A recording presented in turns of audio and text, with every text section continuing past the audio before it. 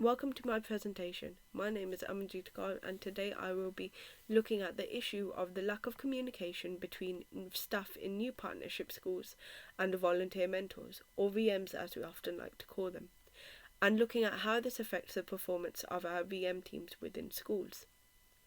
Just a few clarifications before I start. I will be focusing specifically on staff in new partnership schools, because in these schools most staff have never been exposed to City Year before. They don't know us as an organisation, they don't know what we are there to do, and don't know our mission. Also, performance in my presentation will be defined as how much successful impact the VMs have on the students within the school. So without further ado, let's start.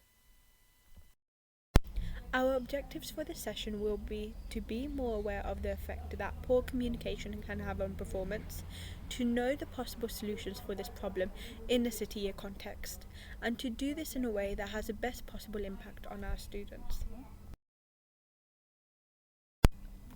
So what is actually the problem? The problem is that there's a lack of communication between staff in new partnership schools and VMs. And as I said, this is potentially due to the fact that most of the staff have not worked with City Year before, and this lack of prior knowledge leads to poor communication. And therefore, this creates problems for both parties and limits the overall performance of the VMs at the start of the program. The repercussions of this is the effect that it has on our students.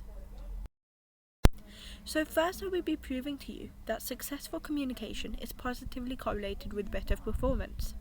To do this, I will show you a plethora of research which entails looking at informal groups and decentralized networks, alongside Tarek and Luca's case study on successful teamwork. I will be also looking at Katzenbach and Smith's definition of a real team. This will be followed by some primary research, which will be in the form of a survey that was given to VMs across the 4 schools in the Black Country. The reason that it was given to these schools is because all these schools are new partnership schools, so that it will be interesting to find out whether this communication problem is actually a problem on ground level. So first I'm going to be talking about informal groups and decentralized networks. However, how do these link communication and performance together? Well, according to David Boddy in his book Management and Introduction, informal groups within the workplace are spontaneous groups. They're spontaneously created and could even be formed over a cup of coffee or in the queue to the photocopier. These groups, with their air of informality and their spontaneity, therefore will lead to an ease in communication between different members of staff.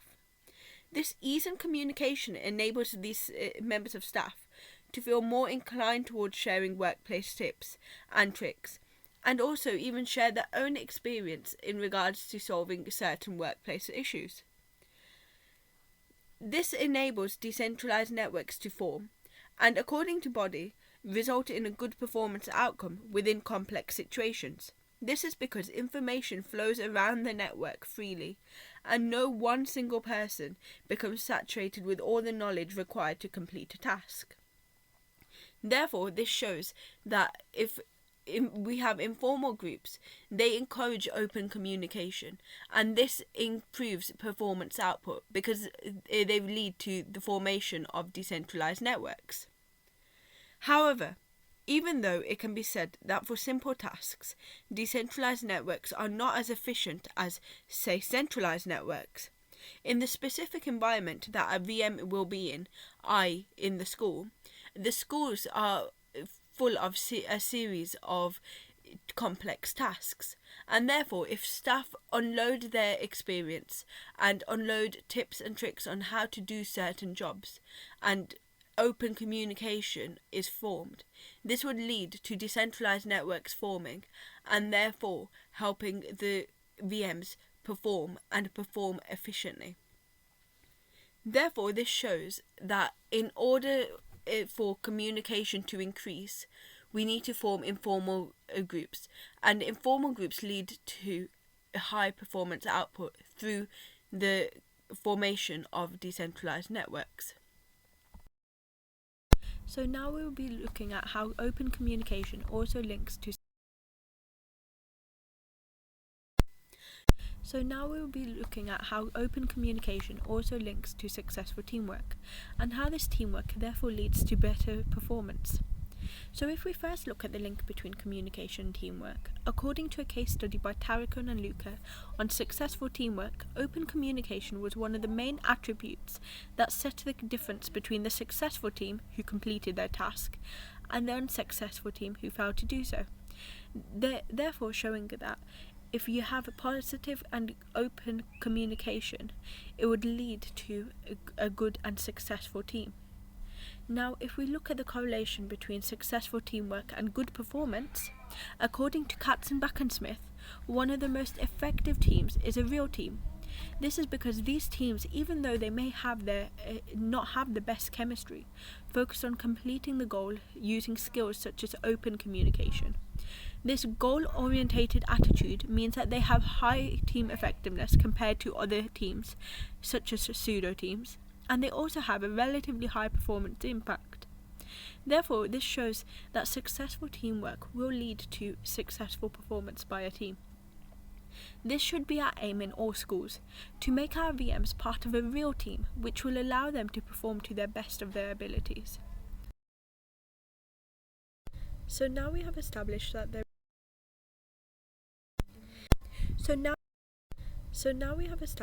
there is a positive correlation between communication and performance. However, is this actually an issue within our new partnership schools? To see whether this was the case, I carried out a survey which was given to VMs in new partnership schools across the Black Country. The VMs were asked a series of questions about their first 2 months at their new school, and then were asked the same questions regarding the present time. One of the questions that they were asked was, do you feel that you had a lot of interaction with staff? In the first 2 months, only 12.5% of VMs said yes, whereas now 100% of VMs thought that they had a lot of interaction with staff. Some of the feedback I got from that question was that at the start there was poor communication. The school was not prepared for city year, and then this was filtered down to students. Another question was, do you feel like you made a significant impact to your focus list students during this time? Within the first 2 months, only 25% of VMs said yes, whereas now 75% of VMs thought that they had made a significant impact to their focus list. Some of the feedback I got from this question was that I didn't know whether these students would definitely be on my list, so I wasn't focusing specifically on them. And lastly, another question was, did staff know your purpose as a volunteer mentor?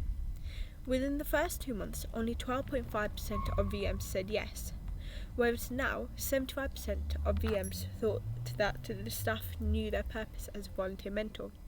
And again, the feedback I got from this question was, at the start, this VM didn't know what to do with themselves or how to fit in, and they had to find it out for themselves.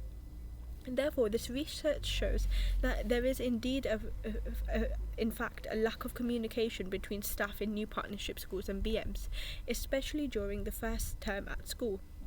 And even though this generally improves over time, VMs still think that this hinders their performance, especially at the start of the year.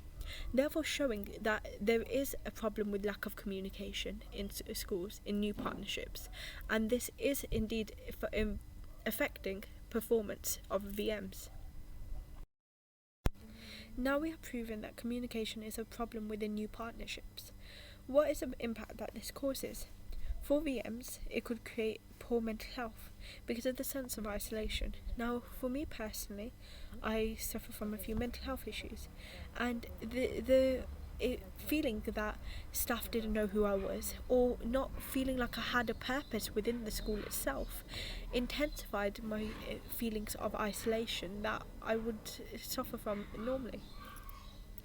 Also, VMs may have less respect from students because students wouldn't know who they are. And also, VMs might feel that they cannot approach staff because staff don't know who they are either. However, the problems for staff, as can be seen in the blue box, are that staff are unaware of who City Year are and what their role is. They've never worked with them before. And also, schools are unaware of the basics that VMs will need for the start of the year and therefore are unprepared for their arrival. And also, there are some mutual problems as well, such as there being missing strands of information about students, and also VMs and staff making repeated resources for the same students, therefore wasting time. And also, students may feel confused because they might hear one thing from the VMs and another thing from staff members, because that communication between the VMs and the staff isn't there. As can be seen in the grey box, this has an impact on our students. It has an impact on their education and social needs, on the amount of support they may receive, and even on the hope that they may have. Problems like this pull our organisation further away from our core values such as students first, collaboration always, and is our role of and our mission of diminishing educational inequality cannot be met. Is this really what we want for our organisation? Do we really want to let something as simple as communication and effective communication get in the way of us and our role as an organisation in these students' lives? Keeping this in mind, so now we have seen the detrimental impact that this may have on our VMs, school staff and students. What should we do about it? The aim of any recommendation that I would suggest would link back to Tuckman's stages of group formation, and would aim at reducing the forming and the storming sections of this cycle, therefore leaving more time for our VMs to perform successfully. Keeping this in mind, my recommendation would be to introduce a virtual learning environment for VMs and school staff, where they could get to know more about one another and about the school and city year as an organisation. Schools would also be able to talk to staff in other schools and find out about any external talks that city year would be holding for VMs, and see if their students could get involved too. They would also be able to send appreciation notes, which we love at city year, and send messages to the VMs and vice versa.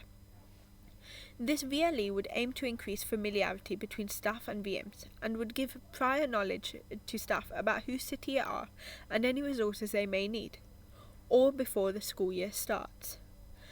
It would help instigate that initial communication, which would lead to potential informal groups being made when term starts, because staff and VMs know a lot more about each other, and it'd be easier to strike up a conversation. Therefore, this would decrease the forming and storming stages of Tuckman's cycle, and leave more time and potential for our VMs to perform successfully, and help our students in the best way possible, therefore reaching our goal of helping to diminish educational inequality. Thank you for listening.